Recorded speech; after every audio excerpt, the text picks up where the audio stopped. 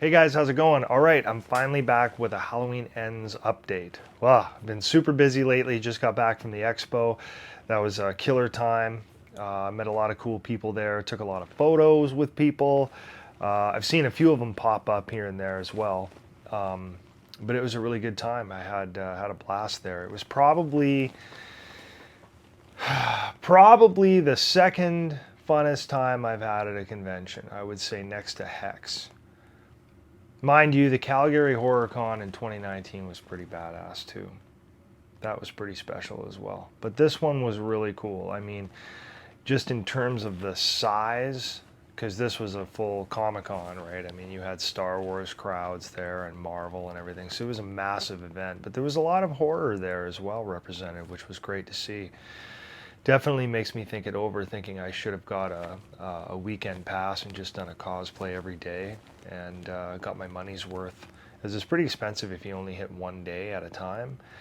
I couldn't even look at any of the stuff that was for sale and everything because I really wasn't going to be. I didn't have any money to buy anything. Once I got inside, more or less, I was pretty much done.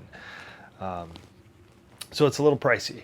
But at least I know what I'm getting into next year. I definitely want to go there multiple days and do different cosplays and try out some of this stuff. But yeah, it was well received and it was an awesome time. Anyway, so moving on to the Halloween Ends content. So tons of stuff has happened. For example, Total Film released their magazine. You might remember from last year, they put out this issue of Halloween Kills on the cover, and there was a lot of really cool info in it. There was also a special edition for the subscribers that had a different cover that was really cool as well. But this year they have done it again. They have released this new copy that, of course, I had to pre-order myself. I don't have a subscription though. That's a little expensive for my taste, but there is an exclusive cover that looks just badass. For those who are already subscribers, they're going to get that special edition with Myers on the front.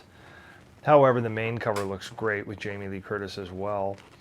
There was, of course, an interview in there. David Gordon Green said a few things in there, basically confirming that we are not going to be getting Michael's backstory explained. And I don't mean backstory like prior to what we already know in Kills, but I mean what's been going on between 2018 and 2022 when Ends is supposed to be taking place. As you know, Kills was still supposed to be 2018, all in that same night. So he just said that he didn't feel like explaining it was a good idea. And I kind of agree with that. I think it adds to the mystique if you explain what he's been doing. I think he used a Jaws analogy. Like, I don't want to know where Jaws goes to sleep at night. You know, like, I get where he's coming from there. So that element is good. Plus, if that's kind of his line of thinking, I would think then Myers' story, whether he, lives or dies at the end of this, is going to be still mysterious. And I hope still, the boogeyman, like they're saying. So that was one of the big things that came out. And Sacred Bones Records showed their vinyl collection they were releasing for Halloween Ends. This is the Blood Twister alternative art. They had an alternative art last year that was amazing looking. I almost picked up, but this is the alternative for this year. They also have the cassette tape available. I know a lot of you will be happy about that. Those are a real nice touch. As well as the CD, of course, is also available. And then they have several different versions of the vinyl. You can get, of course, the standard black. They have an indie edition that is made with orange vinyl that's pretty cool looking. They also have an exclusive Sacred Bones version for $200 that's limited to only 200 copies. That's pretty wild looking, but again, $200 is a lot more than 24, 25 bucks that most of these are going for. I personally picked up this one, the Exploding Pumpkin. I thought it looked really cool on the vinyl, so that's the one I secured. That one's 25 bucks. Of course, Trick or Treat Studios released their Halloween Ends mask. because we hit the 15th, and of course everybody jumped online on the 15th to get it. I was one of them. I know Jimmy Champagne was going to jump on it at midnight, he was saying in his videos too, and I didn't even think anything of it.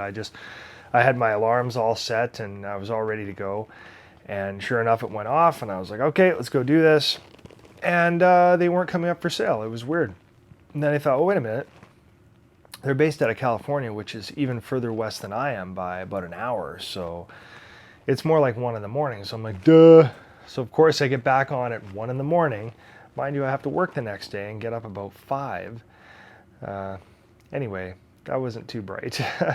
So I checked it out again at 1 and still nothing. So that's a little weird. So I jumped on the social media, which I hadn't been on in a few days, and I guess they had just released the day before that they were putting a time on it. I was like, mother. But I was just looking for a clean copy of an ends mask directly from Tots like we did last year, because I noticed when I went to Spirit last year, the mask looked quite a bit different. Like the size of them alone was different. Like the one that I got from Trick or Treat Studios was definitely larger than the one that I got from Spirit Halloween. The Spirit Halloween had the over-the-head mask tag on the top that most of the ones you're seeing on social media right now are those type. And the Trick or Treat Studios had the little ear tag, or the neck tag. I forget which one it is, but it's a little tag that hangs off and it looks different. But the mask looked quite a bit different, and there was way more detail on the Spirit Halloween copy that I got. And that one is now this one here, which would explain why it looks so decent. It has great detail in it, so that's a big thing. But anyway, I wanted one directly from Trick or Treat Studios just so I had a copy that I could compare. So anyway, what I'm getting at is I had to wait until 1 o'clock in the afternoon at work to get on. So I get on, and of course the website is not working.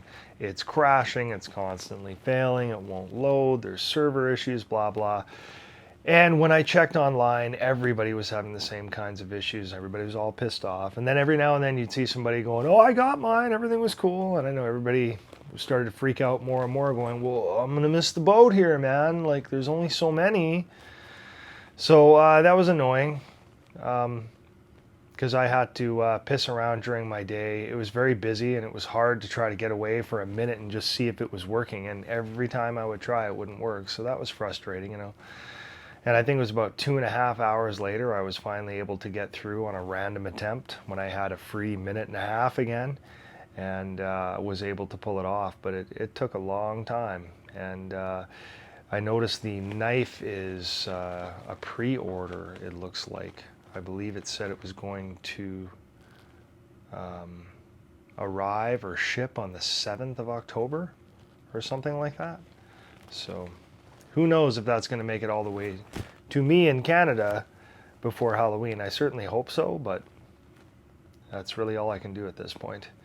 Anyway, so that didn't go so great. I know a lot of people were having trouble trying to get that mask, but that was kind of a shit show the way that went down. So could have been handled a lot better. I'm sure I could also go to Party City or maybe a Spirit Halloween, and they might have their shipments now, and they might have a few, but they are supposed to be in limited numbers, and they're probably expecting to sell out that first stock likely well before Halloween, but we'll see. Crazier things have happened. All right, so getting into the Halloween Ends film news, there have been lots of things that have dropped, okay? For me, there's nothing that's really made me go, oh my God, or that's felt super spoilery or anything like that. You know, if you read the synopsis, you know the basics, that there's this kid named Corey who's going to be a new central character. He's going to get blamed for the murder of a kid he's supposed to be babysitting. No idea if he did it or not. There's been all kinds of rumors about, you know, maybe a copycat killer because of this whole thing with 2 Myers. Like there's been all kinds of shots of Michael Myers, and he always looks really cool, by the way. But in some shots, it clearly looks like a different sized Michael. Like he doesn't look like James Jude Courtney anyway. It looks like somebody who is clearly shorter, maybe a little stockier. The coveralls in some shots look a little different. you know, there's just little things like that. So I'm just going to talk about some recent stuff that has come up. Now, I'm just saying ahead of time, if you don't want to know anything else about it, I mean, you don't have to go any further here. You can just turn it off. Because really, I'm only going to get into stuff that has been released, you know, teasers, trailers, and there was some recent BTS footage that was put out. So that's, for those of you that don't know, that's behind the scenes, of course. So there was a short behind the scenes that was put out. I believe the channel was Mayhem Mendez, but it's been out for a while, and I checked it out, and it's got some interview with Jamie Lee Curtis and some with David Gordon Green, and they both give away a little bit, but it's really stuff we kind of knew. We kind of knew what was going on. There was one specific thing that David Gordon Green said that was a little bit of a drop that made me go, oh, okay, so you're more or less confirming what we're kind of already thinking, what I feel like everybody already knows. So basically what I'm saying is it looks like most of the rumors and the ideas that people are thinking, kind of where it's going, it's looking to be like that's likely the case. I think it's stuff that's rather obvious. None of this stuff gives away what's going to happen in the end. I don't know at all. If you really don't want to know anything about it, I mean, you probably wouldn't be here even watching this video anyway. So anyway, so what David Gordon Green said, just take a look right here. He's been out of the headlines for 4 years. He's kind of gone dormant, and he's found this place where he resides, and the mask is decayed and mold and mildew on it, and he's in bad shape. And he's gone away to rot, you know, kind of like an animal will just walk into the woods and die. And I think he's kind of awaiting that when he meets an unlikely new colleague. I think the energy that they feed off of each other in some ways reawakens what he's capable of. He meets an unlikely colleague. So it's like, okay, so that's got to be Corey, right? I mean, I would think that's what the rumor's been, that perhaps Corey is somehow working with Myers, sort of, or maybe communicates with him somehow. We've been expecting that could very well be the case. I was just wondering how they're going to pull it off, right? Because I hate the idea of Michael Myers talking. I don't know if you guys, how you feel about it, but I've always thought it kind of takes away from his scariness and the whole boogeyman thing. If he doesn't talk. But they've been saying since the 2018 film, if you remember Sartain, he can speak. He just chooses not to. Right? Why tell us that? I mean, I know he's going out there and say something, holding up the mask and everything. Cool, powerful scene. Very cool scene. But is that the only reason? I don't think so. I think they're trying to say, hey, Michael can speak. It's pretty unlikely he will, but he just might say something. That's kind of the feel I got. Now, I always thought, oh, I hope not. But I could see that maybe this is something where it'll need to happen, I don't know if Sartain ever heard him speak. I mean, if he says he can speak and chooses not to, maybe he's heard him speak. I don't know. It wasn't really explained, but it makes me wonder how it's going to go down. And it makes me also wonder, how would a guy like Corey, who is supposed to be clearly Allison's boyfriend or something, or somebody in their lives that they, that seems to be on their side, that they would care about, how did he get all wound up in this? And how would he turn into a guy who's helping Myers, And in one of these teasers, he says, what are you going to do when Michael comes back for you? Because he is coming. What are you going to do when Michael comes back for you? Because he is coming. What the hell is that? Why would he even say that, right? It's just weird. So, for me, it made me think of Sartain, right? Sartain seemed pretty bent and messed up and just obsessed with Myers and having to know why he does it and, you know, wanting to study him and everything. I remember Sartain went crazy enough to try to kill Hawkins just to keep Michael alive. And he put on that mask for a bit too, which was weird.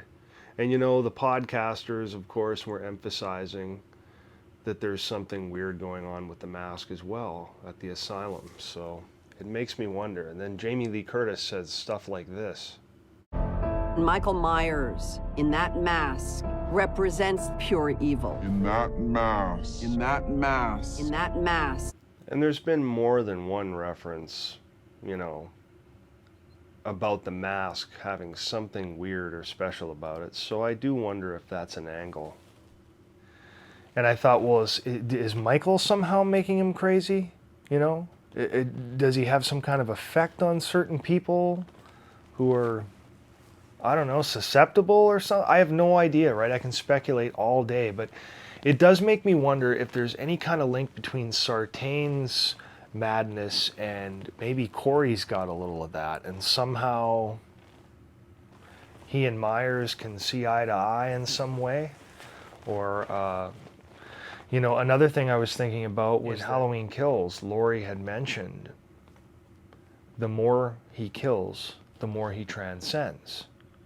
You know, it's a great line, but it really makes you wonder, like, is that what was happening? Was he getting stronger with each kill?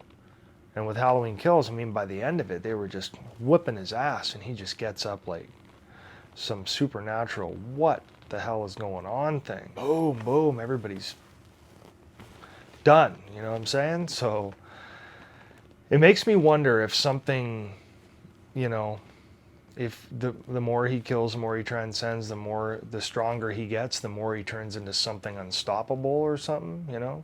Maybe he loses his mojo, you know? It's been 4 years, he hasn't been around, sort of like David Gordon Green said. It's kind of like he went away like a wounded animal to probably just die or whatever. And maybe he got kind of weak. Maybe Corey is the guy that helps him some way get back there, which I'm still trying to figure out why he would ever do that, right? So, I don't know, Sartain craziness happening? Who knows? You do have to wonder, though. And Laurie is certainly suspicious of Corey, as you can tell in this clip. Did you say to him? I see the same thing in him that I saw in Michael. Michael Myers is who you are. You're not listening to me, Allison. I am trying to protect you. I don't want your protection. But you can have a good life, Allison. A good life, just not with him. You pretend like you moved on, but it's bull. You're actually just obsessed with death, like it's some sort of game, and you're not gonna rest until you've finished it, or until everybody else is as miserable as you are.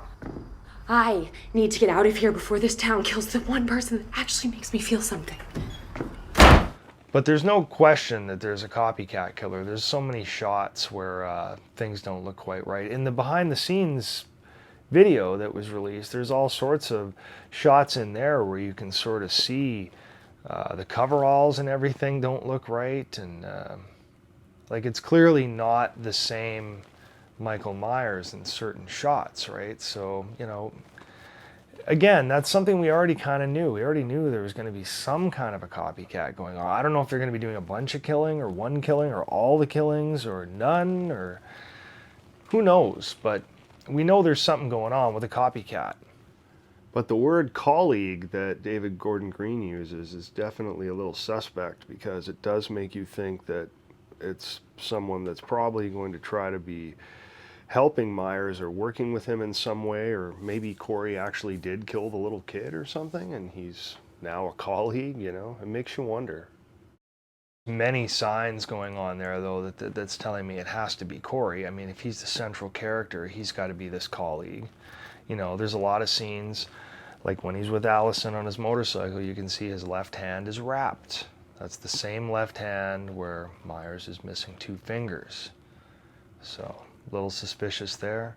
There's another shot of him standing behind Laurie. His hand is wrapped. He's also got some damage on his face. Looks like he was in a bit of a scuffle, shall we say. No idea what's going on there. And action. I didn't mean to scare you. I'm waiting for Allison. Lots of interesting behind the scenes footage shots.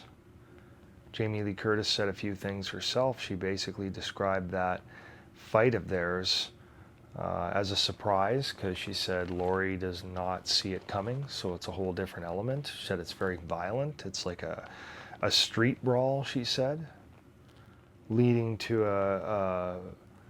a tragic and violent ending, I believe the word she used. And that's another thing the marketing is saying now, is like one of them is going to go. So they're kind of saying, okay, well, we're telling you that either Laurie or Michael, one of them is going to die. You know? Are they? I don't know. Really doesn't matter. I want to see it either way, like I said. But there's all kinds of cool shots, lots of stuff confirmed. Like there's the radio station there. That was confirmed. There was noise about radio station, and there seems to be a shot of Michael, what looks like he's got a hold of the radio DJ or somebody with headphones on who's not having a good evening. And Laurie's parked outside of the radio station as well. So I think it's pretty clear there's that Corey is likely the copycat, unless it's some crazy twist and they make Allison the copycat or something, and we're like, what? You know, and it doesn't make any sense at all, and they're both evil, and it's like Bonnie and Clyde. Imagine that would be quite the wacky theory if it was Allison. It is a pretty skinny hand that grabs that Myers mask. Maybe it's Allison's dirty hand? There was the weird scene in Kills where she says, "Do it!" and he didn't, so I don't know. It's interesting anyway. Then there's this interesting shot that was also released where Allison is dressed like Laurie was in the 1978 film. Now we've seen pictures where Laurie is also dressed this way, so it is a little strange that Allison is as well, but I'm wondering if it's some kind of a throwback or almost a passing of the torch or something, if you will. It's tough to say. I don't know if this is toward the end of the movie or if this is, you know, one of Jamie Lee's last shooting days, and you know how they shoot movies out of order all the time, so I really don't know. Corey is there too, though, which is interesting.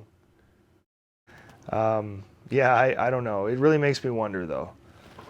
Like the red Chuck Taylors he's wearing in one scene that somebody pointed out, that it looks like he's wearing Converse, you know, Chucks. Or maybe they're low-rise, whatever, but looks like he's wearing Converse. And the way he jumps up to do the stomp, you just know that's not James. Like, oh, he doesn't move like that at all. You were all springy and, you know, it didn't look right.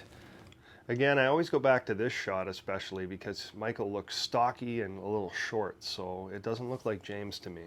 And of course, 4 years after 2018, when, you know, Allison and most of the kids, shall we say, are all supposed to be 17, would make them all 21. So that would, I believe Corey would be 21 as well, which is another interesting tie because, of course, Michael Myers was 21 in 1978 when that movie came out. So there's another little thing to think about there. You know, and there's been a lot of comparisons to Christine, and you know how that goes with the whole story. You got to wonder, you know, Corey Cunningham is the character's name from Halloween Ends, Cunningham, so that's like the last name from Christine, and you know, there's a lot of hints there. So it seems like really everything we've been getting all along that's sort of been hinting looks like a reality, and that's, I think they're kind of trying to tell us that anyway, and they're saying this is the line we're going. Wait till you see what we do with it, you know, because I really don't know. And knowing that he's been playing around with the ending, he is, as in David Gordon Green, of course. I just know he's been playing around with the ending, or still was as of a week or so ago. I think he had come out and said that he's still doing that. So it does make me wonder what direction they're going to go in the end. I'm pretty psyched for it. I'm definitely going to be going to the preview, which will probably be out the Thursday the night before. I took the Friday off work, naturally, for this monumental event, and I will be seeing it in the theater. If I can do anything about it and somehow get Peacock here in Canada and subscribe for that premium service, because you can't get it on just the main subscription, because I was able to do a main subscription, but as soon as I wanted to upgrade to a paid one, they wanted, you know, you need a legitimate address, and I'm not a US resident, so there is no way, even with a VPN. So if anyone knows a way around that, by all means let me know, because I would love to be able to watch on Peacock, you know, when I get home, and with the rest of the family and stuff too again. So, all right, well anyway, that'll pretty much do it for the Halloween Ends updates for the moment, but you know, stay tuned, because there is wild stuff happening all the time. Anyway, that is it for now. I will leave you with a few shots from the Edmonton Expo I went to. Hope you enjoy, and we will see you again for the next video, guys. Take care.